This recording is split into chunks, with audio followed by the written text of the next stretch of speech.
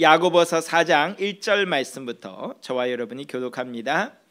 너희 중에 싸움이 어디로부터 다툼이 어디로부터 나느냐?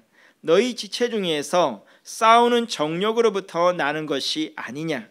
너희는 욕심을 내어도 거지 못하여 사랑하는 것을 인치하지 못함으로 다투고 싸우는도다. 너희가 얻지 못함은 구하지 아니하기 때문이요 구하여도 받지 못함은 정욕으로 쓰려고 잘못 구하기 때문이라. 가늠한 여인들아, 세상과 거된 것이 하나님과 어수됨을 알지 못하느냐? 너희는 누구든지 세상과 거짓되고자 하는 스스로 하나님과 어수되는 것이냐? 너희는 하나님이 우리 속에 거하게 하신 성령이 시기하기까지 사모한다 하신 말씀을 헛된 줄로 생각하느냐? 그러나 더욱 큰 은혜를 주시나니 그러므로 일렀을 때 하나님이 교만한 자를 물리치시고 겸손한 자에게 은혜를 주시사 하였느니라. 그런즉 너희는 하나님께 복종할지어다. 마귀를 대적하라. 그리하면 너희를 피하리라. 하나님을 가까이 하라. 그리하면 너희를 가까이 하시리라. 죄인들아, 서로에게 피하라. 두 마음을 품자라. 마음을 성결하게 하라. 슬퍼하며 애통하며 울지어다. 너희 웃음을 애통으로 너희 즐거움을 근심으로 바꿀지어다. 주 앞에서 낮추라. 그리하면 주께서 너희를 높이시리라. 형제들아, 서로 비방하지 말라. 형제를 비방하는 자나 형제를 판단하는 자는 곧 율법을 비방하고 율법을 판단하는 것이라. 내가 만일 율법을 판단하면 율법의 준행자가 아니요 재판관이로다. 입법자와 재판관이 오직 한 분이시니 이미 구원하신 것이며 멸하신 것이니라. 너는 누구에게 이것을 판단하느냐? 들으라. 너희 중에 말하기를 오늘이나 내일이나 우리가 어떤 도시에 가서 거기서 1년을 머물며 장사하여 이익을 보리라 하는 자들아. 내일 일을 너희가 가지고 하는다. 너희 생명이 무엇이냐? 너희는 잠깐 보다가 없어지는 날이야. 너희가 도리어 말하기를 주의 뜻이면 우리가 살기도 하고 이것이나 저것을 하리라 할 것이오늘. 이제도 너희가 하는 사람을 하니 그러한 사람은 다 한 것이다. 그러므로 사람이 선을 행할 줄 알고도 행하지 아니하면 죄니라. 아멘. 오늘 야고보서 4장에 나오는 말씀은 각각 따로 노는 말씀 같긴 하지만 자세히 들여다보면 공통점도 분명히 있습니다. 나오는 표현 중에 하나는 바로 두 마음을 품었다 또는 간음한다 하는 표현이 나옵니다. 양다리 걸친다는 거죠. 간음한다는 표현은 그야말로 자기가 정성을 쏟고 사랑을 쏟아야 될 대상이 있음에도 불구하고 엉뚱한 사람에게 또 그 사랑을 쏟는 행위를 말하는 것이고, 두 마음을 가진다는 것도 그것과 유사한 표현입니다. 대체 그럼 우리가 사랑을 쏟는 두 대상이 누구일까요? 한쪽은 하나님이고 하나는 세상이라고 표현을 하고 있습니다. 하나님과 친구 되는 것, 세상과 친구 되는 것에 대해서 이야기를 하고 있습니다. 대체 하나님과 친구가 되고 세상과 친구가 된다. 대체 뭐가 차이 나고 뭐가 이 두 가지를 구분을 하는 걸까요? 오늘 말씀을 보면 그 중요한 기준 중에 하나가 바로 교만이라는 단어로 등장하고 있습니다. 교만이 뭘까요? 내가 잘났다고 뻐기고 자랑하는 것이 교만입니다. 대체 교만이라는 것, 이것이 하나님과 친구가 되는가 아니면 세상과 친구가 되는가를 판가름하는 중요한 기준이 된다는 소리입니다. 대체 이게 구체적으로 그럼 우리가 교만하다 안 하다를 어떻게 알 수 있을까요? 그야말로 목에 힘주고 머리 쳐들고 다니면 그게 교만한 건가요? 오늘 말씀은 그것을 또다시 두 가지 관점에서 얘기하고 있습니다. 첫 번째 나오는 것은 바로 교만이라는 것이 다른 사람보다 잘났다는, 다른 사람보다 더 높은 위치에 올라서려는 욕심, 정욕이라고 표현을 하고 있습니다. 자, 제가 여러분들에게 한 가지 또 퀴즈를 내드릴게요. 경쟁하는 것이 좋은 걸까요? 나쁜 걸까요? 경쟁하는 게 좋은 거예요? 나쁜 거예요? 선한 경쟁. 그럼 선한 경쟁과 나쁜 경쟁을 판가름할 수 있는 기준은 뭘까요?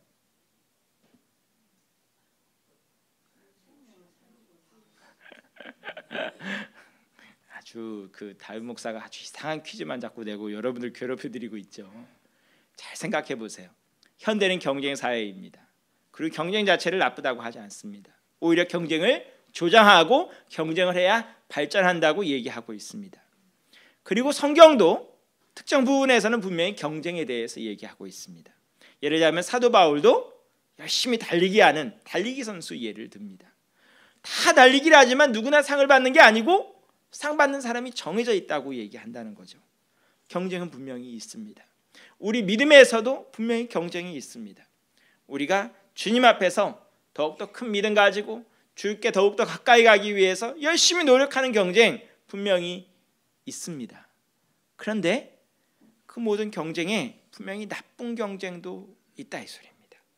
그런데 나쁜 경쟁과 좋은 경쟁을 나누는 기준이 생각 외로 애매할 때가 많습니다. 자, 잘 들어보세요. 예를 들면 우리 A 권사님이 있고 B 권사님이 있었어요.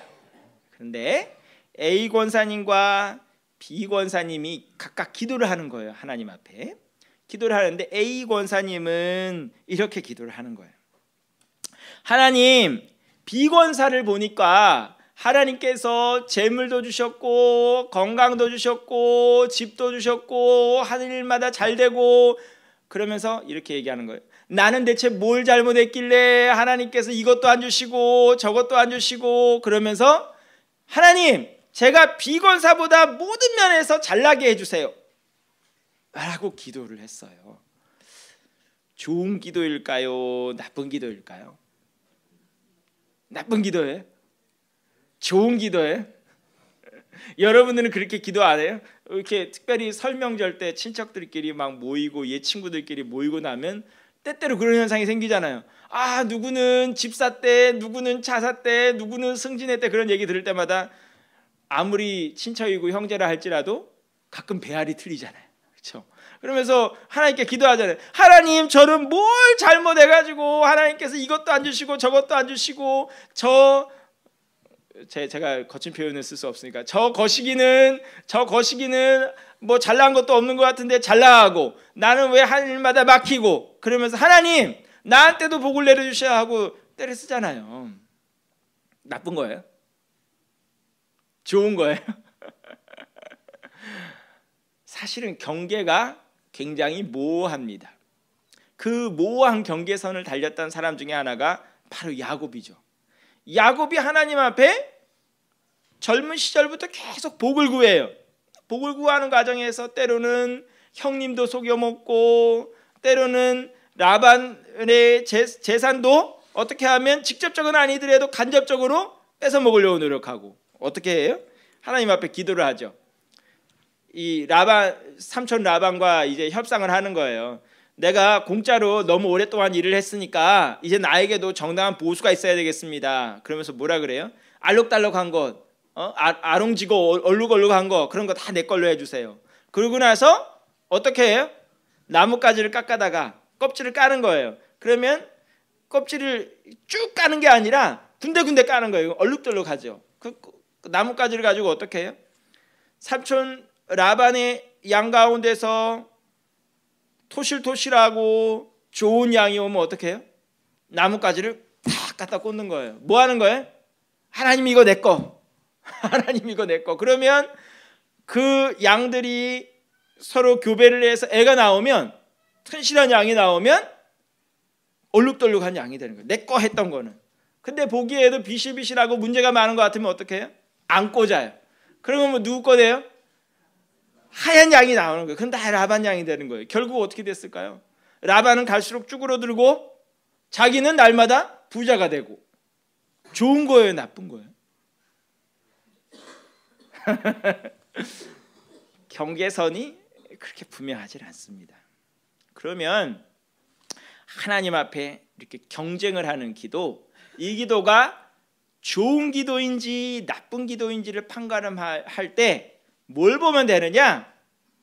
이 경쟁을 통해서 얻고자 하는 것이 무엇인지를 보면 됩니다. 얻고자 하는 것이 무엇인지. 잘 나가는 거 좋습니다. 내가 뭐 부자가 됐건 건강하게 됐건 승진을 하건 뭐 명예가 높아지건 다 좋습니다. 근데 이걸 통해서 과연 내가 뭘 하고 싶으냐. 그래서 내가 잘나서 남들한테 뻐대고 자랑하고 큰 소리 치고 싶은 게 목표인 거냐, 아니면 난 망하게 하는 것이 목표인 거냐, 아니면 다른 목표가 있느냐. 자, 제가 책에서 읽었더니 이런 얘기를 하는 분이 있었어요. 여성들이 사실은 오늘날에는 이제 사회 각계에 많이 진출을 하잖아요. 근데 뭐 특히 이제 고등고시들 보는 측면에선 요새 남자들보다 여자가 훨씬 더 많을 정도로 여성들이 사회 진출이 활발합니다. 그런데요, 통계를 내보면요, 고시에 합격하는 사람도 많고 뭐 똑똑한 여성도 많고 다 그런데 대기업이건 무슨 뭐 그러니까 국가 공무원 자리건 똑똑한 여성들이 엄청 많은데 문제는 고위직에 올라가면 여성들의 수가 급격하게 줄어든단 말이에요. 왜? 그 똑똑한 여성들, 그 수많은 여성들이 진출했음에도 불구하고 왜 위로 올라가면 갈수록 점점 더 생존해서 남아있는 사람들이 적어질까? 왜 그럴까요? 여러 가지 이유가 있는데 그 이유 중에 하나를 그분은 이렇게 찝은 거예요. 여자의 적은 누구다? 여자인 거예요. 여자의 적은 여자인 거예요.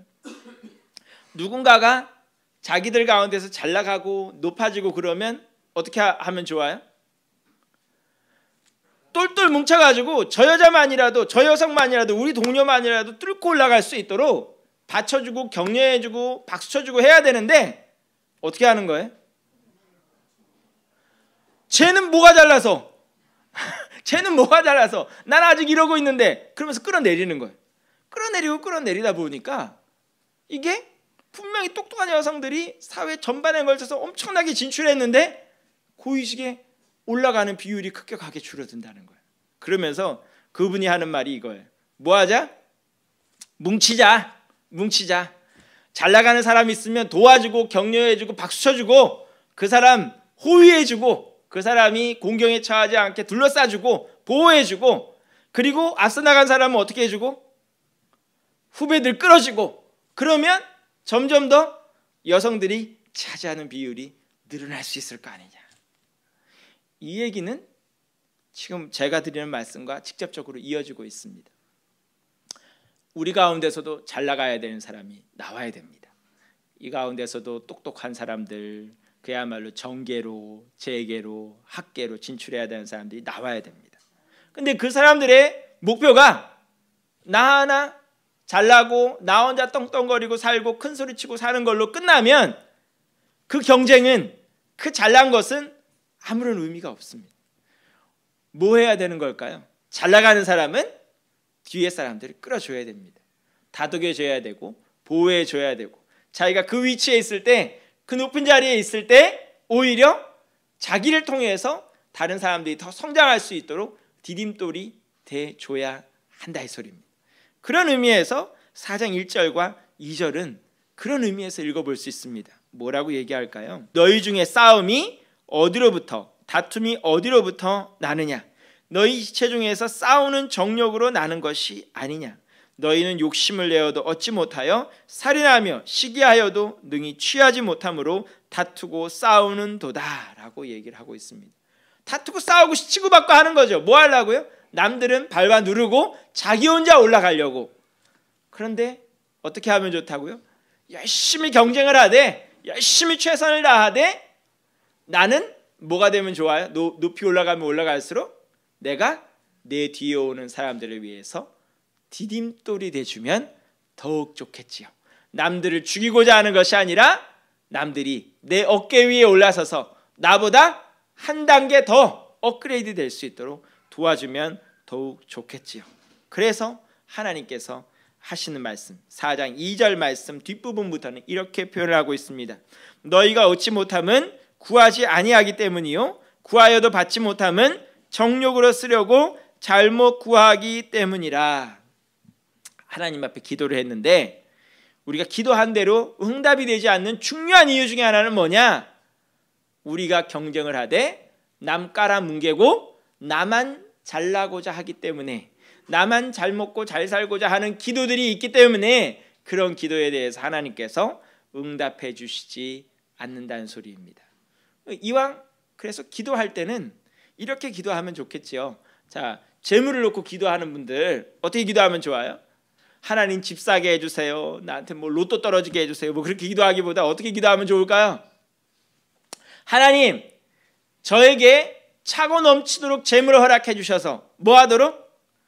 베풀 수 있게, 남들에게도 도움을 줄 수 있게, 격려해 줄 수 있게, 그들이 클 수 있게 나에게 재물을 부어주세요.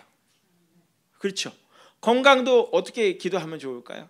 하나님, 내가 건강해서 몸짱 되게 해주세요가 아니고 뭘 기도하면 좋을까요? 내가 몸짱이 되고 튼튼해져서 남들의 연약한 사람들 도와줄 수 있게, 그들에게 힘이 될 수 있게 해주세요. 여기 계신 분들 중에 사업하고자 하는 분들도 있을 거 아니에요, 그렇죠? 사업할 때 어떻게 기도하면 좋을까요? 하나님, 우리 사업장이 일터가 날로 번창하고 크게 해주세요. 그래서 뭐 하게요? 많은 사람들 이 사업장에 들어와서 행복해지고 가정을 꾸리고 더욱더 소망이 생기고 미래에 대한 소망이 생길 수 있게 이 사업장에 들어와서 주님 만날 수 있게 해주세요. 단순히 나만 잘 먹고 잘 살기 위해서가 아니라 나를 통해서 주변 사람들이 복받을 수 있는 목표를 세워놓고 기도하면 더 좋겠지요. 그게 바로 뭐예요? 창세기 12장에 나오는 아브라함의 복이죠.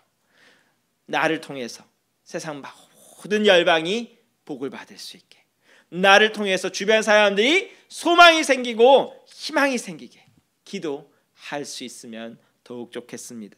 그러하기 때문에 하나님께서는 4장 11절 말씀에서 이렇게도 말씀하고 있습니다. 비방하지 말아라. 우리나라는 비판 잘하기로 유명한 사회지요.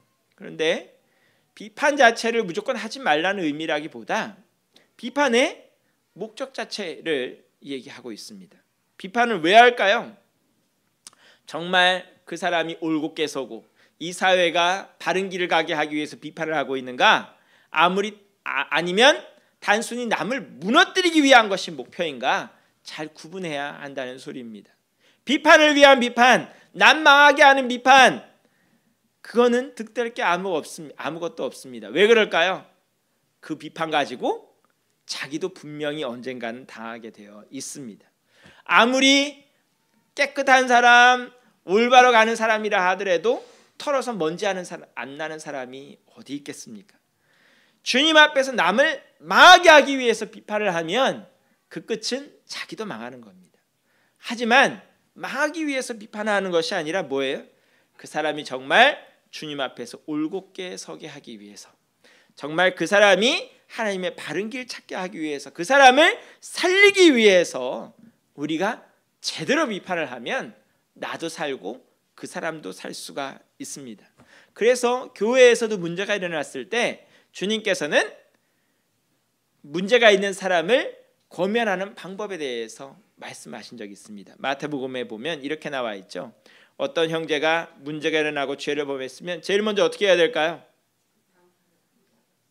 그것을 목격하고 그것을 인지한 사람이 제일 먼저 어떻게 해요? 가서 그 사람을 권면합니다. 근데 그 사람이 말을 안 들어요. 그럼 어떻게 할까요? 두세 사람이 같이 가서, 친한 사람이, 뭔가 설득을 가능한 사람이 같이 가서 또 설득해 봅니다. 그래도 말을 안 들어요. 그럼 어떻게 해요? 교회의 지도자들이 가서 또 설득해 봅니다. 그래도 말을 안 들으면 어쩔 수 없이 선을 긋는 수밖에 없습니다. 교회의 순결을 지키기 위해서. 하지만 이 모든 단계를 거치는 이유는 뭐예요? 한 사람을 망하게 하는 것이 목표가 아니기 때문입니다. 오늘도 우리 가운데 서로가 서로를 살리는 역사가 있기를 원합니다.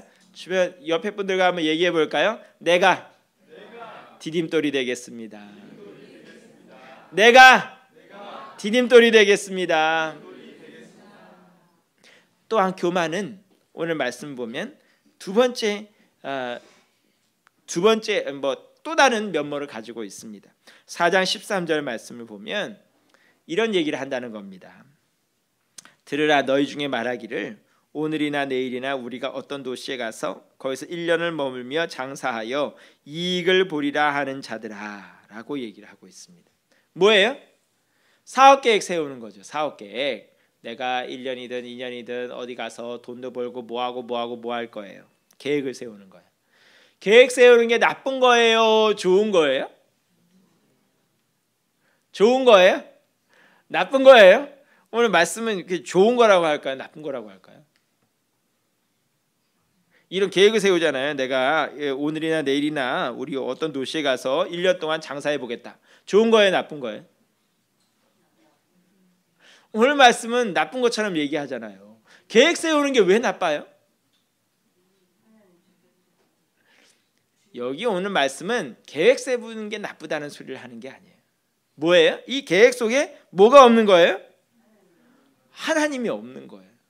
하나님이 없는 거예요. 우리가 아무리 계획 열심히 세워도 어때요? 하나님께서 길을 열어주시지 않으면 그 일이 성사가 되질 않습니다. 여러분들, 특히 젊은이들 인생 계획 세우느라 정신이 없죠. 우리 특히 진학과 취업을 놓고 있는 우리 학생들, 또 수험에서 취준생들, 취업 준비생들 해야 될 일들이 많이 있습니다. 그런데 그 모든 계획 속에 정말 중요하게 들어가야 되는 건 뭐예요? 하나님이 들어가셔야 돼요. 하나님이 여러분들 삶 가운데 중심이 돼야 돼요. 하나님께서 길을 열어주셔야 길이 열리는 것입니다. 하나님께서 기뻐하시는 길이래야 그 길이 열리는 것입니다. 그래서 어떻게 하면 좋아요? 여기서 내놓는 대안이 뭐냐면요, 4장 15절 말씀을 보면 너희가 도리어 말하기를 주의 뜻이면 우리가 살기도 하고 이것이나 저것을 하리라 할 것이거늘. 뭐예요? 모든 것이 하나님 손에 달려있단 말이죠. 하나님을 중심에 두고 하나님을 존중하고 하나님께서 길을 여실 것을 구하면서 계획을 세우란 말이죠. 2015년 우리나라는 설날이 2번이잖아요. 그렇죠? 양력으로 1월 1일도 새해라 그러고 우리 음력으로 1월 1일도 새해라 그러고 작심삼일 실패해도 괜찮아요. 리셋됐잖아요. 또다시 1월 1일이 또 왔잖아요. 그렇죠? 이 1월 1일 또다시 맞은 이 새해에 어떻게 하면 좋아요? 하나님을 여러분 삶 가운데 중심에 한번 놔보세요. 교만, 하나님 무시하는 게 교만이에요. 하나님 잠깐 옆에서 입 다물고 계세요. 그리고 뭐예요? 나는 내 갈 길 갈게요 하는 게 교만이에요. 여러분들 삶 가운데 하나님께서 꼭 중심이 되시기를 간절히 축원합니다. 기도하겠습니다.